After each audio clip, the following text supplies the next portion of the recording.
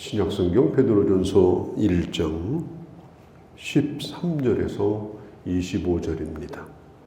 나그네라고 하는 것은 집을 떠난 사람이고 또 흩어져 있는 사람이고 또 연고지가 없는 곳에서 서로 남모르는 객지에서 살아가기 때문에 마음대로 살면 어떠냐, 아는 사람도 없는데 누가 꾸짖거나 또 칭찬해 주는 사람도 없는 내 멋대로 살면 되는 거 아니냐, 그렇게 생각할 수도 있어요. 그렇지만 나그네로 있을 때에 오히려 허리를 동이고 또 근신하고, 그리고 주님이 나타나실 때 그때를 온전히 바라보며 살아야 된다. 하나님의 은혜를 바라보며 근신하며 살아야 된다. 허리를 동여야 된다. 허리를 동인다라고 하는 말은 우리가 어디를 가든지 출발하려고 하면 허리를 동이잖아요. 허리를 동이라고 하는 말은 언제 어디서 어떤 일을 만나든지 항상 하나님의 사람으로 살 수 있도록, 흐트러지지 않도록 그렇게 긴장하고 깨어서 살아야 된다. 또 출발 명령이 떨어지면 항상 출발할 수 있도록. 나그네라고 하는 것은 정처 없이 떠도는 게 나그네인데, 그냥 정처 없다고 해서 되는 대로 살고 이렇게 하지 말고 언제든지 어디 있든지 허리띠를 잘 동이고 하나님의 사람으로, 그리고 주님이 오실 때에 칭찬과 영광을 받을 것을 기대하면서 은혜를 온전히 바랄지어다. 오늘 성경은 말하고 있죠. 은혜를 온전히 바랄지어다. 그 은혜가 있음을 믿고 주님 오실 때에 부끄럽지 않도록 그렇게 나그네로 살아야 된다. 그렇게 말하고 있습니다. 또 옛생활로 돌아가면 안 된다. 옛날 사욕을 쫓던, 내 맘대로 살던 그런 생활 방식으로 다시 돌아가면 안 된다. 너의 아버지가 누구인가를 항상 기억해라. 그리고 그분 앞에서 살도록 해라. 오늘 특별히 오늘 함께 읽은 이 본문에서는 하나님 아버지가 거룩하니까 너희도 거룩해라. 이 말은 뭐냐면 어떤 종교적인 이 외모를 갖추는 걸 의미하는 게 아닙니다. 종교적인 옷을 입고 종교적인 제스처를 쓰고 또 종교적인 행사를 그럴듯하게 하고 그런 어떤 외모를 통해서 거룩한 걸 드러내는 게 아니다.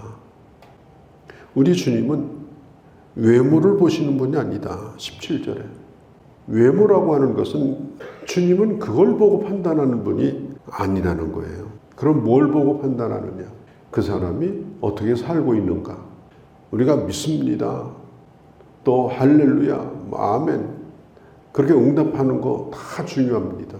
어떻게 보면 그것은 겉으로 드러나는 그러나 외모일 수가 있어요.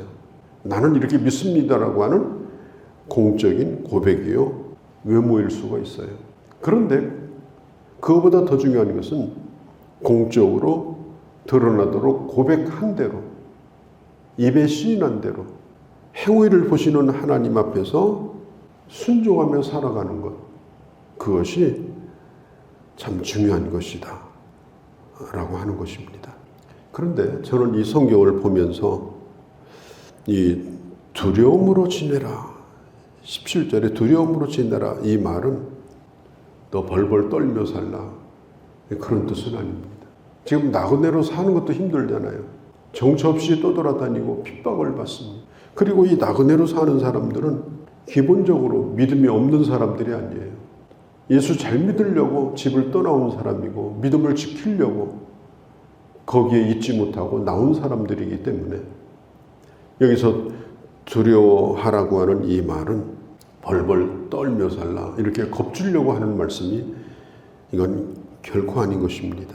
나그네가 되어서 지금 고생하고 있는 이들에게 너 똑바로 살아, 똑바로 안 살면 내버려 안 둘 거야, 이제 그런 뜻은 아니고, 나그네로 사는 처지일지라도 보는 사람이 없다 할지라도 항상 너희는 하나님의 사람답게 살아야 된다. 하나님의 사람으로서 사는 걸 결코 게을리하면 안 된다. 그리고 하나님은 외모를 보지 않기 때문에 믿음이 있는 것처럼 보이는 것이 중요한 것이 아니고 믿음이 있는 것처럼 어떤 제스처나 그런 언어나 이런 걸 쓰는 것이 중요한 것이 아니라 실제로 나그네로 살 때 믿음으로 사는 것, 믿음으로 행하는 것. 오늘 뒤에도 나와 있습니다만 22절에 믿음으로 뜨겁게 사랑하는 것. 믿음의 표시 가운데 하나는 우리가 사랑하는 거 아닙니까? 믿음으로 산다고 하면서 나그네 된 사람들이 옛날 습관이 막 튀어나오고 옛날 오늘 성경에 있는 대로 14절에 막 사욕이 튀어나오고 또 서로 미워하고 다툰다고 하면 도대체 왜 나그네로 사는 거냐? 나그네로 살지라도 네 하나님 아버지는 하나님 아버지를 닮은 세월을 해라.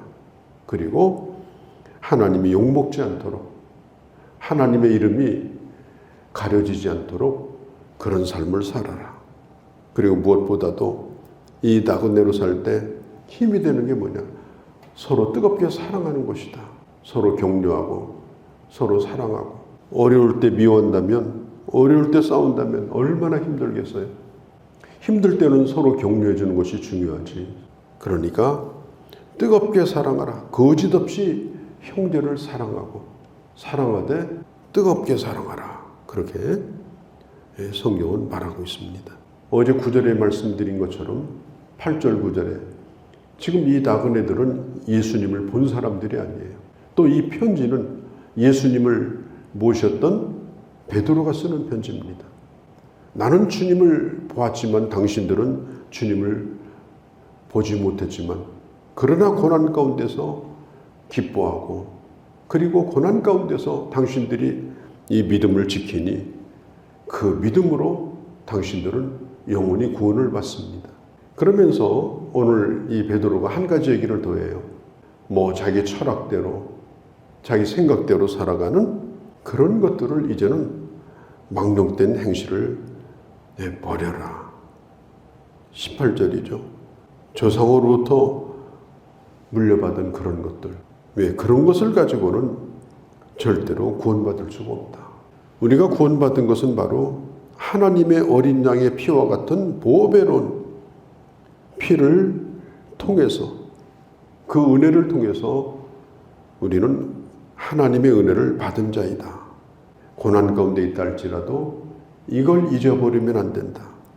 여기저기 떠돌아다니면서 여기저기 영향을 받지 말고 이 구속의 은혜, 이 십자가의 은혜, 이 대속의 진리 이것만은 절대로 잃어버리면 안 된다. 그렇게 다시 한번 강조를 하고 있습니다. 그리고 이 마지막으로 보면은 23절에서부터 하나님의 말씀에 대한 얘기를 하고 있습니다. 우리는 하나님의 말씀으로 거듭났다. 그리고 이 말씀은 결코 썩지 않는다. 이 말씀은 결코 사라지지 않는다. 이 하나님의 말씀은 우리를 거듭나게 한 생명의 씨인데 이 씨는 결코 무효가 된다든지 이 말씀의 약속이 변한다든지 그런 일이 없다는 거예요. 인간의 육체는 풀과 같고 영광은 풀의 꽃과 같다.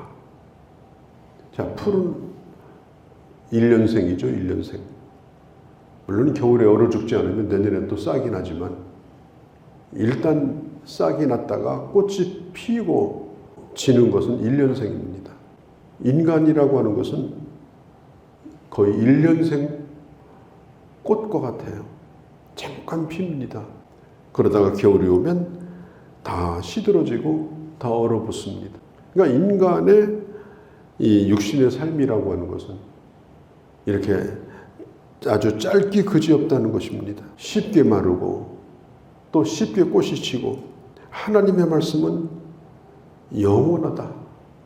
하나님의 말씀은 결코 사라지지 않는다. 오늘 성경에 있는 대로 25절에 오직 주의 말씀은 세세토록 있도다. 주의 말씀은 세세토록 있도다. 하나님 은혜 가운데 가장 큰 은혜가 뭐냐? 이 말씀을 우리가 받았다는 겁니다. 또 이 말씀을 우리가 믿게 되었다는 것입니다. 안 믿어졌으면 소용없어요. 받았어도. 로마서 10장에 보면은 그런즉 믿지 않는 자를 어찌 부르리요? 믿어졌기 때문에 부른 거예요. 물론 전하지 않으면 어찌 들으리요? 듣지 않으면 어찌 믿으리요? 그러나 믿어지지 않았다면 어떻게 그 이름을 고백을 할 수 있겠느냐. 내게 복음을 들려주신 것도 감사하고 또 그 복음을 들었을 때 믿어진 게 감사하고 믿음으로 우리가 하나님의 자녀가 된 것이 얼마나 감사한가. 그러니까 하나님의 말씀이 내게 그 생명의 씨가 떨어져서 싹이 나고 이제는 꽃이 피고 이제 열매를 맺게 되는데 이건 시들지 않는 거예요. 이건 시들지 않아요. 육체는 시들지만 그러나 하나님의 말씀의 약속은 결코 시들지 않습니다. 늘 새롭습니다. 늘 풍성합니다. 또 그렇게 살아가는 사람의 삶도 마찬가지입니다. 그래서 시편 1편에 뭐라고 그래요? 하나님의 말씀을 주야로 묵상하고 그 묵상하는 삶을 지속적으로 뿌리를 내리며 살아가게 되면 바로 시냇가에 뿌리를 내린 나무와 같이 살 수가 있다. 시절을 쫓아서. 시절이라는 건 이런저런 시절이 다 있어요. 좋은 시절, 어려운 시절도 있고. 그럼에도 불구하고 항상 또 싹이 나고 항상 또 꽃이 피고 항상 열매를 맺는 그런 풍성한 삶을 살아갈 수가 있다라고 하는 것입니다. 우리가 어려운 시대를 살고 있고 또 육신도 연약한 가운데 살고 있지만 그것을 뛰어넘어서 풍성한 삶을 사는 것, 그것은 살아서 운동력이 있고 역사하는 하나님의 말씀 안에서 살아가는 것이 유일한 길입니다. 다른 어떤 것을 가지고도 이걸 대체할 수가 없어요.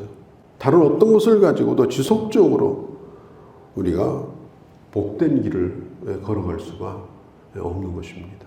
이사야서 55장에 보면은 이런 말씀을 해요. 11절에 내 입에서 나간 말은 결코 헛되지 않다. 내게로 돌아오지 아니하고 너희에게서 이루어질 것이다. 내가 보낸 일이 형통할 것이다. 주님은 우리에게 메시지를 주시면 그 메시지 안에 약속이 있는 거예요. 그런데 그 약속의 말씀을 받게 되면은 형통할 것이다. 그 말씀이 이루어질 것이다. 주님이 분명히 하나님의 말씀은 우리를 형통케 하고 또 성공케 하는 말씀이 약속의 말씀인 것입니다. 우리가 어떤 물건을 사든지 제일 처음에 뭘 봐요? 설명서를 봅니다. 설명서를 안 보고 뭘 하려고 하면 정말 힘들어요. 그러니까 뭐가 안 되면 아주 찬찬하게 들여다봐야 돼요. 아, 이게 왜 안 되는가? 그리고 발로 차고 때리고 이러면 다 부서져가지고 쓰레기통으로 가요. 내 인생도 그래요. 안 된다고 그래서 머리 쥐어박고 자기 학대하면 자기만 망해요. 사용설명서를 잘 봐야 돼요. 그리고 내 안에 설정을 잘 해놓아야 돼요. 인생 사용설명서가 뭐예요? 하나님의 말씀이에요. 그걸 잘 보셔야 돼요. 그래야 지혜로운 사람이 돼요. 그래야 혼란스럽지 않고 그리고 반드시 말씀 가운데는 해결이 되는 키가 있는 거예요. 답이 다 나와 있는데 그러기 때문에 하나님의 말씀을 정말 깊이 묵상하고 그리고 깊이 듣고 깨닫는 그런 노력을 하셔야 되고 또 그 말씀을 붙들고 기도할 때 그 적어놓으신 그 설명서가 바로 오늘 내 인생의 키가 되는 것입니다. 그런 키워드가 성경 속에 다 감춰져 있어요. 그러니 우리가 이렇게 나와서 하나님의 말씀을 자세하게 말씀을 듣는 가운데 반드시 기도 응답이 있습니다. 어떻게 살아야 될지 답이 뭔지를 반드시 가르쳐줘요. 그런데 언제 가르쳐 줄지는 몰라요. 그래도 반드시 답은 있습니다. 그제도 어느 교인 한 분이 문자가 왔어요. 목사님, 제가 지난주 주일날 예배 참석하고 기도 응답을 받았어요. 제가 정말 오래도록 기도했는데 이게 뭔지 모르겠다고. 그런데 내가 어떻게 해야 되는지를 알았어요. 해달라고 했는데 이미 주셨고 어떻게 해야 될 답도 찾았어요. 이게 참 중요한 것입니다. 우리는 비록 1년생 풀고 같은 인생을 살지만 하나님의 말씀을 주셨기 때문에 우리가 영원히 살 수가 있는 겁니다. 오늘도 우리가 이 말씀을 참 붙들고 오늘 이 말씀 마지막 결론처럼 너에게 전한 복음이 곧 이 말씀이니라. 기쁜 소식이 이 말씀이니라. 나그네된 삶을 살아갈 때 우리가 붙들어야 될 유일한 우리 손에 쥐어지는 우리의 재산이 바로 이 복음인 것입니다. 오늘도 이 말씀 붙들고 저 안에서 믿음으로 살아가는 귀한 주의 자녀들이 되어주시기를 바랍니다. 거룩하신 우리 아버지, 오늘도 저희들을 사랑하셔서 이 아침에도 주의 말씀을 듣게 하시고, 그리고 나그네된 삶, 이 세상에서 떠돌이 삶을 사는 것 같은 외계인 같은 그런 하나님의 자녀로 우리가 살아가고 있는데, 그러나 되는 대로 사는 나그네가 아니라 목적이 있는 나그네요, 길이 있는 나그네요, 삶의 법칙이 있는 나그네요, 아버지가 분명히 계시고 말씀이 분명히 살아있는 나그네로 저희들 살아가게 하여 주시옵소서. 이 하루도 주께 의탁합니다. 우리 주 예수님의 이름으로 기도하옵나이다. 아멘.